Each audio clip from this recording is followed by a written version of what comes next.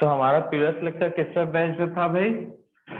कुछ क्वेश्चन कर रहे थे जिसमें ईएन कैलकुलेट करना था, oxidation state, magnetic nature and bore magnetron का वैल्यू, मतलब मैग्नेटिक मोमेंट।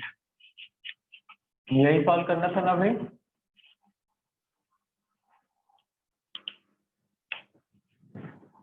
उसका कुछ होमवर्क देते हैं, उन क्वेश्चन को डिस्कस कर लेते हैं।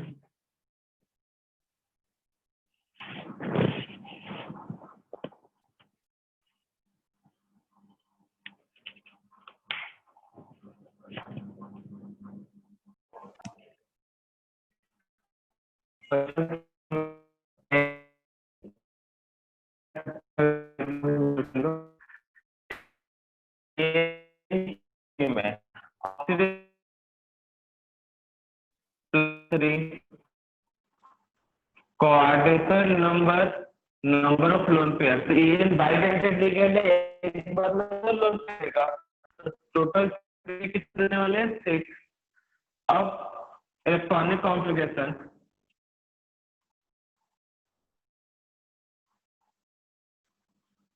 होता है 3D 4s, 8 इलेक्ट्रॉन होता है आयरन के आउटर सेल में, तो 2 6 यहाँ पे, लेकिन ऑक्सीडेशन +3 है, इसलिए क्या होगा यहाँ पे? S से 2 इलेक्ट्रॉन रिमूव होगा और D से तो टोटल 3 इलेक्ट्रॉन हो गया रिमूव। अब क्या होगा? अब देखना है लिगेंड यहाँ पे।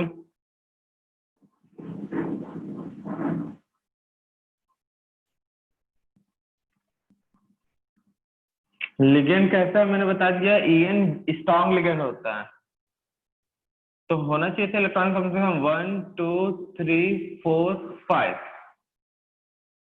But in case of strong ligand but in case of strong ligand electron का हो जाएगा पेयरिंग। पेयरिंग भी कैसे? फर्स्ट, सेकेंड, थर्ड, फोर्थ, 5, इस तरह से। तो अनपेयर्ड इलेक्ट्रॉन कितने होंगे? 1 मैग्नेटिक नेचर होगा, पैरामैग्नेटिक, एंड म्यू का वैल्यू होगा n+2 होता है, मतलब √3 यूनिट होता है उसका बोर मैग्नेट्रॉन। इस तरह से सॉल्व करना था। तो फर्स्ट का ये होता, सेकेंड क्रोमियम पीओ लिगेंड है 6 टाइम्स, ऑक्सीडेशन सॉरी चार्ज है +3। तो देखो इसमें भी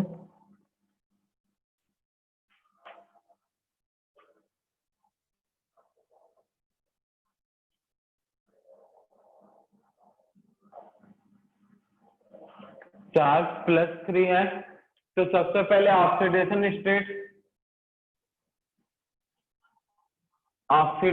स्टेट इक्वल टू +3। उसके बाद इलेक्ट्रॉनिक कॉन्फ़िगरेशन, ऑक्सीडेशन स्टेट +3 हो गया, कोऑर्डिनेशन नंबर भी लिख लेते हैं भैया। कोऑर्डिनेशन नंबर CO है मोनोडेंटेड लिगेंड, इसलिए 1 टाइम्स में 2 लोन पेयर देगा, इसलिए यहाँ पे टोटल लोन पेयर कितने हो गए? 6, मतलब कोऑर्डिनेशन नंबर हो जाएगा 6 क्रोमियम का। उसके बाद इलेक्ट्रॉनिक कॉन्फ़िगरेशन तो होना चाहिए था 3D 4s, क्रोमियम का आउटर सेल में 6 इलेक्ट्रॉन, तो 2 यहाँ पे 4 यहाँ पे, एक्चुअल में होता है नॉर्मल, इसलिए 5 ये होना चाहिए था, बट +3 ऑक्सीडेशन स्टेट है,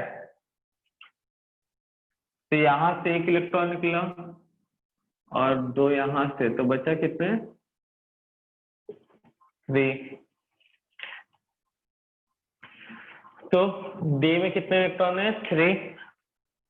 इलेक्ट्रॉनिक कॉन्फ़िगरेशन क्या होता है भाई?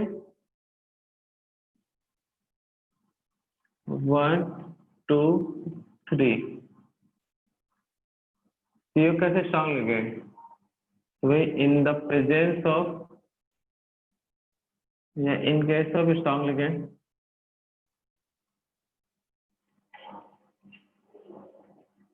In case of strong ligand यहाँ पे कोई चेंज नहीं होगा, क्योंकि पेयरिंग करवाने का तरीका क्या था, first electron, second electron, third electron, ठीक है ना, उसके बाद 4 5 आता है। तो यहाँ पे एंटेल इलेक्ट्रॉन अब भी 3 है, मैग्नेटिक नेचर पैरा होगा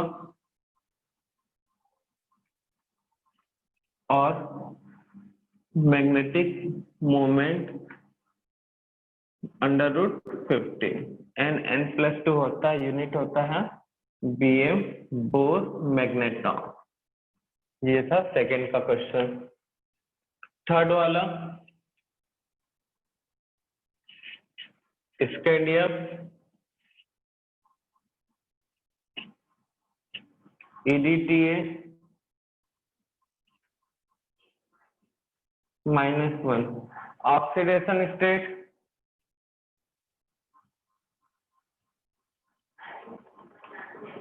स्टेडियम EDTA में होता है -4 चार्ज, उधर जाके +4 -1 = +3।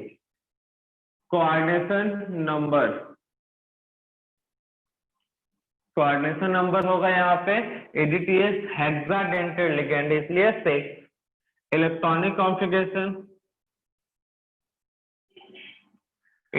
कॉन्फ़िगरेशन कितना होगा भाई इसका, 3D 4s, वैलेंस शेल में 3 इलेक्ट्रॉन, 2 यहाँ पे 1, अब पूरा है भैया +3 तो 0 0।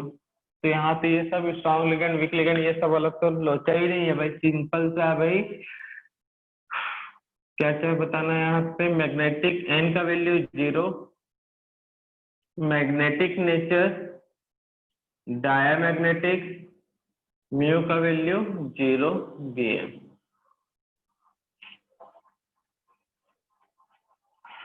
फोर्थ में है टाइटेनियम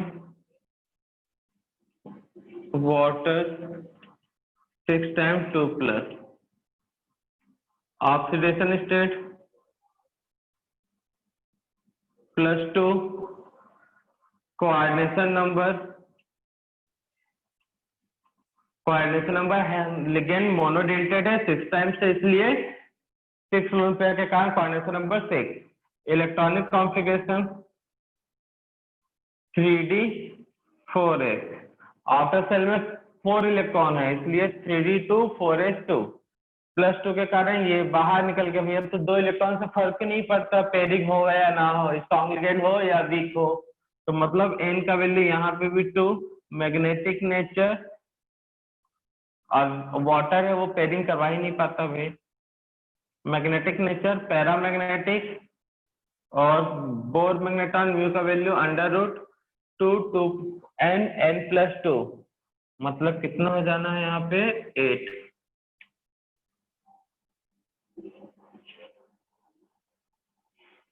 फिफ्थ में क्या था, manganese NH3 strong ligand.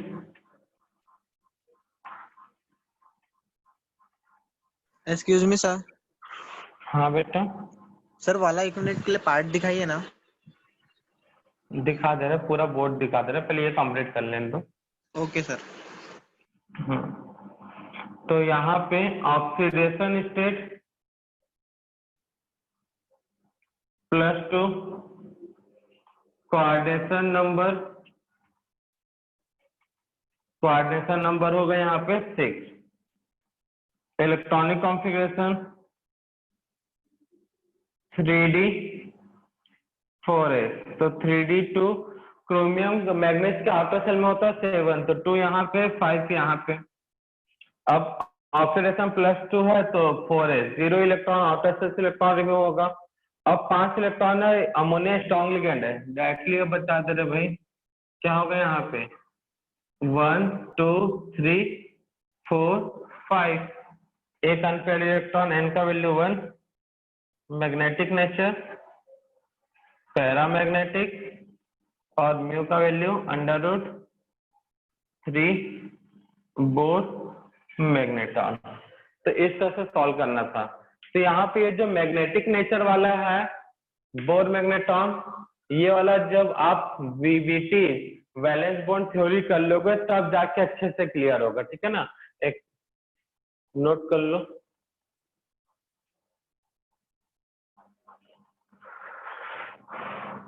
IUPAC nomenclature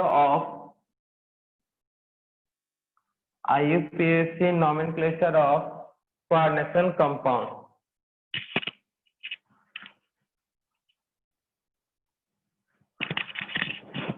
IUPAC naming या nomenclature of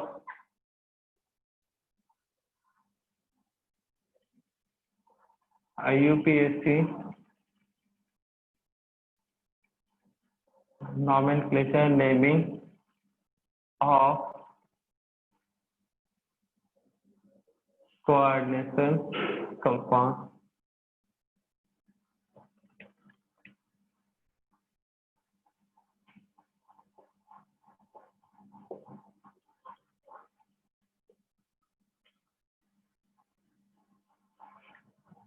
IUPAC नेमिंग में मैं, हाँ देखो, एक्चुअल में तो दो ही टाइप के होंगे, एक आयनिक होगा और एक न्यूट्रल होगा, मतलब एक चार्ज के साथ होगा, एक विदाउट चार्ज के साथ, यही टाइप्स होंगे कोऑर्डिनेशन कॉम्प्लेक्स के। बट IUPAC नेमिंग के लिए मैं चार टाइप के कोऑर्डिनेशन कॉम्प्लेक्स की बात करूंगा, ठीक है ना। उसके हिसाब से, ताकि सिंप्लिसिटी रहे थोड़ा सा नॉमेनक्लेचर में, इसलिए मैं अपने हिसाब से उसको डिवाइड कर रहा हूँ कोऑर्डिनेशन कॉम्प्लेक्स को।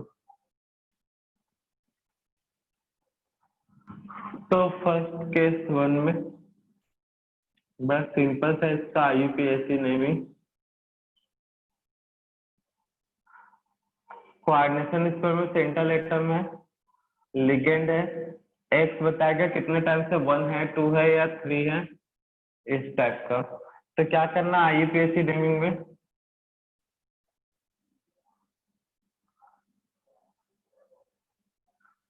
वो देख लेंगे।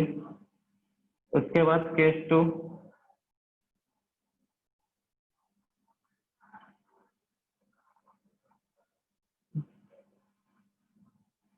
यहाँ पे ए, फिर सेंट्रल एटम, बीच में लिगेंड एक्स टाइम, इस तरह से।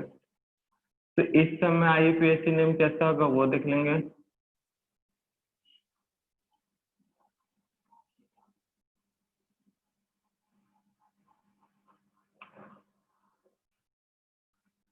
केस 3,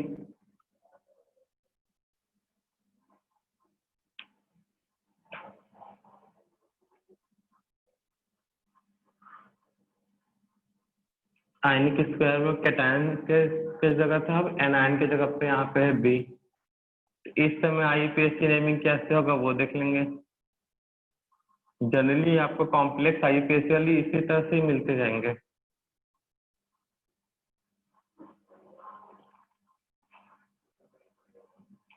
केस 4, MN बोल रहा हूँ, M है सेंट्रल एटम है, लिगेंड एक्स टाइम से उसके ऊपर पॉजिटिव चार्ज, तब IUPAC क्या होगा वो देख लेंगे नेम।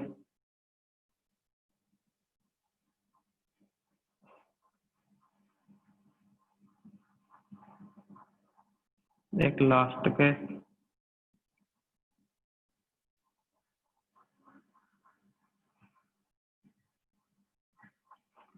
Ln अब चार्ज जो होगा वो होगा माइनस, नेगेटिव चार्ज, तब IUPAC नेम।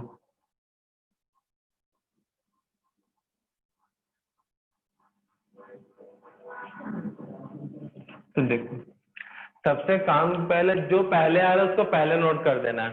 मतलब कैटायन आया तो कैटायन का फिर, हाँ, ब्रैकेट के अंदर जो कोऑर्डिनेशन स्क्वायर में है उसमें सबसे पहले लिगेंड का नेम नोट करना है। किसका नेम नोट करना है? लिगेंड का। तो यहाँ पे सिर्फ कोऑर्डिनेशन स्क्वायर है, तो सबसे पहले क्या नोट करना है? Ligand name. लिगेंड नेम, इसमें भी आगे बताऊंगा किस तरह से नोट किया जाता है लिगेंड नेम। उसके बाद वो इससे पहले ये भी आता है प्रीफिक्स लगेगा, वो कितने टाइम से एक्स जो है यहाँ पे प्रीफिक्स के फॉर्म में होगा। उसका लिगेंड नेम के बाद नोट करना है central atom name. Central atom के नेम के बाद ऑक्सीडेशन स्टेट ब्रैकेट में रहेगा, वो भी रोमन लेटर में, ठीक है ना। बस हो गया भाई। अब इसमें देखो सबसे पहले क्या आया, ए क्या है, केटायन के जगह पे है। ए किसको रिप्रेजेंट कर रहा है, केटायन। तो सबसे पहले क्या नोट होगा, पहले कौन आया, केटायन, तो केटायन ने पहले क्या नोट करना है, केटायन ने। उसके बाद कोऑर्डिनेशन स्क्वायर की बारी, तो कोऑर्डिनेशन स्क्वायर में हमेशा पहले किसको नोट करना है, लिगेंड नेम। लिगेंड नेम के बाद सेंट्रल एटम, सेंट्रल एटम के साथ ऑक्सीडेशन नंबर। अब यहाँ पे देखो जब भी कैटायन होगा, अगर कैटायन ए को रिमूव करेंगे तो पूरे कोऑर्डिनेशन स्क्वायर के ऊपर क्या चार्ज आएगा बताओ, जब कोऑर्डिनेशन स्क्वायर नेगेटिव। में नेगेटिव, तो जब भी कोऑर्डिनेशन स्क्वायर के ऊपर नेगेटिव चार्ज आए मतलब केस 5 डायरेक्टली हो या फिर इनडायरेक्टली हो, तो उस समय सेंट्रल एटम के नेम में एक सफिक्स यूज होगा जिसको बोलते हैं 8।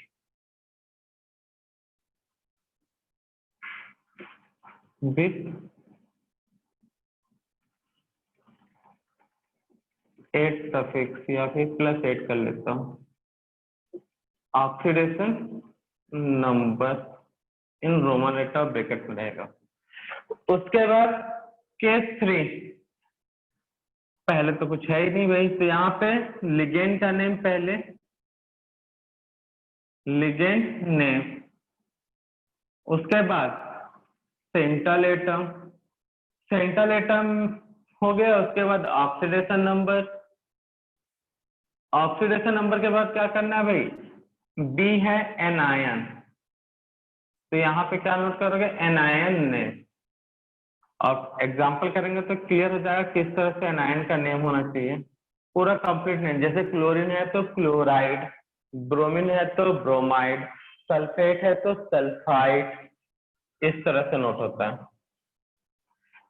अब यहाँ पे पहले कौन आया भाई, कोई ए है नहीं, बी, तो सीधा कोऑर्डिनेशन स्क्वायर में तो किसका नेम नोट होता है, कोऑर्डिनेशन स्क्वायर में सीधा पहले लिगेंड नेम, उसके बाद सेंट्रल एटम, लेकिन साथ में कहना चाहिए ऑक्सीडेशन नंबर, और उसके बाद लास्ट में पॉजिटिव चार्ज है या नेगेटिव चार्ज हो, आयन वाले हैं, चार्ज मतलब क्या है, आयन, तो लास्ट में आयन वर्ड यूज होता है नेम में। यहाँ पे लिगेंड नेम, सेंट्रल एटम। अब यहाँ पे नेगेटिव चार्ज है, डायरेक्टली हो या फिर इनडायरेक्टली हो, मतलब केस 2 और केस 5 वाला नेगेटिव चार्ज डायरेक्टली दिख रहा हो या फिर इनडायरेक्टली, तो उसके सफिक्स में क्या यूज होगा, सेंट्रल एटम में 8, देन कोऑर्डिनेशन नंबर, और उसके बाद आयन। तो इस सीक्वेंस में नेमिंग करना है।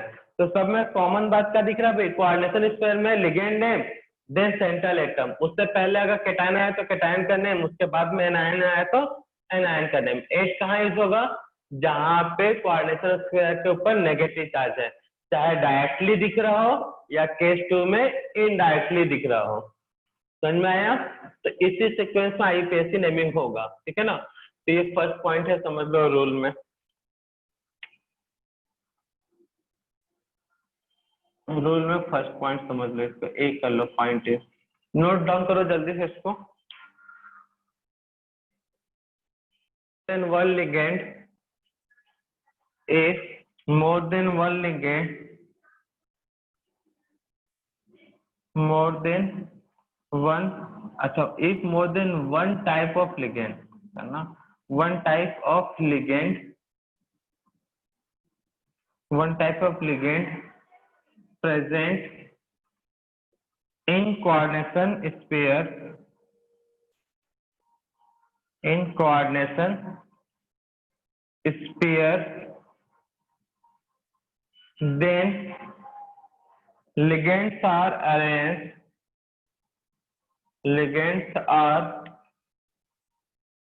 arranged in alphabetically order.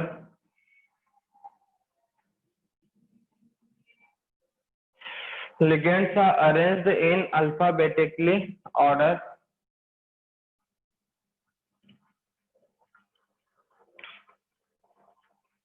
That means अगर मान लो NH3 है और Cl है, तो NH3 का नेम क्या है? अमीन। लिगेंड में अमोनिया नहीं बोलते, अमीन बोलते हैं। और Cl क्या है भैया? क्लोरीन, क्लोराइडो बोलते हैं। तो बताओ कौन सा नेम पहले आएगा, कौन सा लिगेंड का नेम पहले आएगा? फिर अमीन।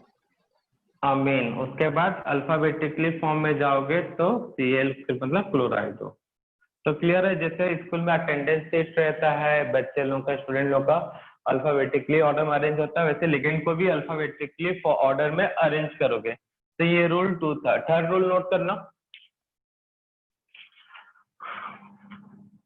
तो मोर देन वन टाइप है, तो इस तरह से अगर एक ही लिगेंड जैसे NH3 है वही 6 टाइम्स है, 3 टाइम्स है या फिर 4 टाइम्स है, मतलब वन टाइप लिगेंड प्रेजेंट मोर देन वन टाइम्स, तब क्या करेंगे? तो नोट करना रूल थर्ड में, सी नंबर में, बाई डाई ट्राई टेट्रा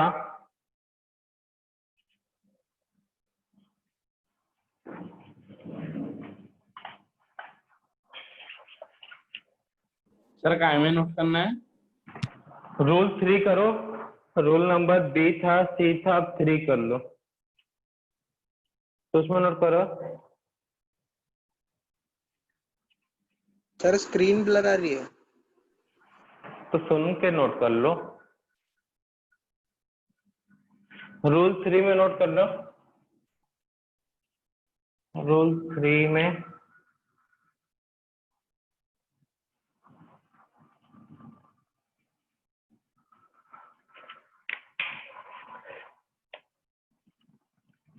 तो नोट करना di D I tri tetra penta di tri tetra penta डेड कर लो एंड सो ऑन करके prefix used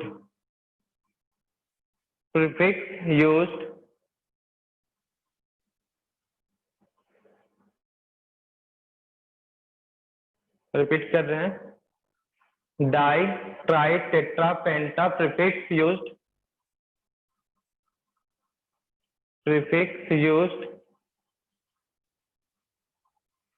di tri tetra penta prefix used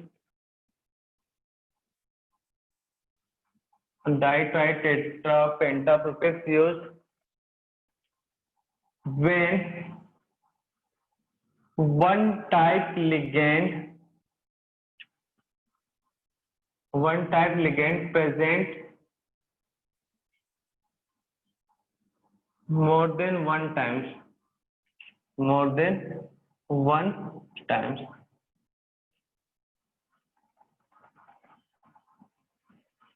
that means 2 times हुआ तब क्या लिखेंगे भाई? डाई। 3 टाइम्स हुआ तो ट्राई। 4 टाइम्स हुआ तो टेट्रा।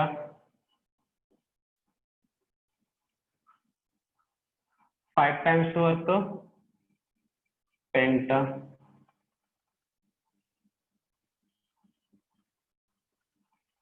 6 टाइम्स हुआ तो hexa.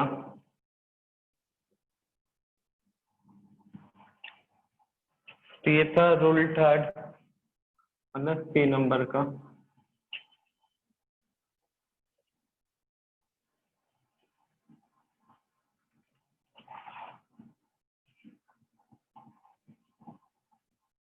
Fourth rule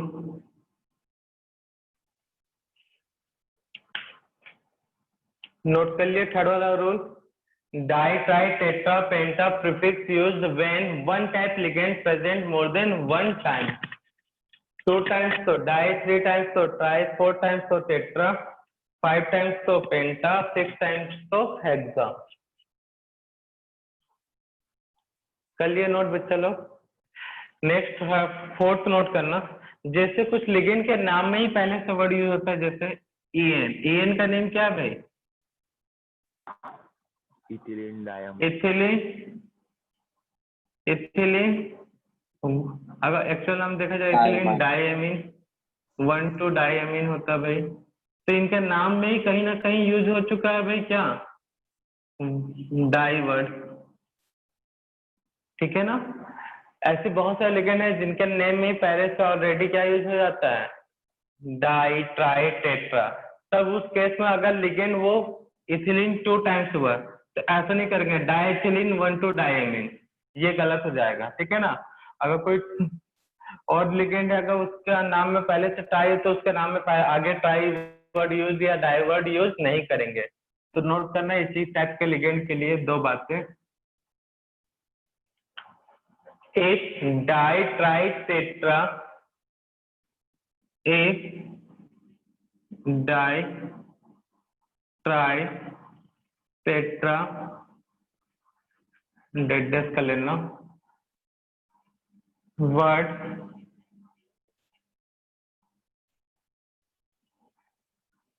present, if ditri-tetra word present in ligand name, then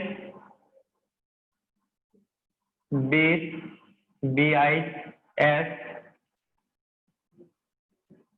bis, tris, and so on.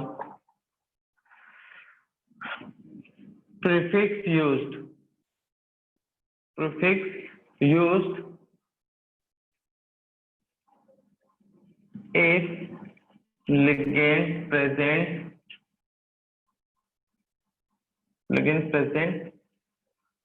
more than one time, more than one time. तो die tri tetra word अगर पहले से word already present कर लो तो ज्यादा अच्छा है। If di tri tetra word already present in ligands name, then bis tris prefix use होगा। 2 बार आया तो BIC, 20 3 बार आया तो ट्रीस, उसके बाद टेट्रा किस पेंटा किस ऐसा चलता है, ठीक है ना। Prefix use if ligand present more than one times, more than one time. तो नोट कर लो, ये होता IUPAC नेमिंग का सीक्वेंस और रोल। अब एग्जांपल देखते हैं भाई।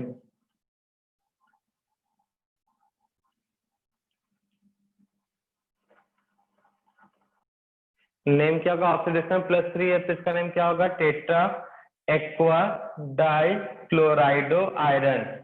3 है ऑक्सीडेशन इसलिए रोमन लेटर में 3, नाइट्रेट का सिर्फ नाइट्रेट। इस तरह से होगा IUPAC नेमिंग, नोट डाउन कर लो। बाय सभी को।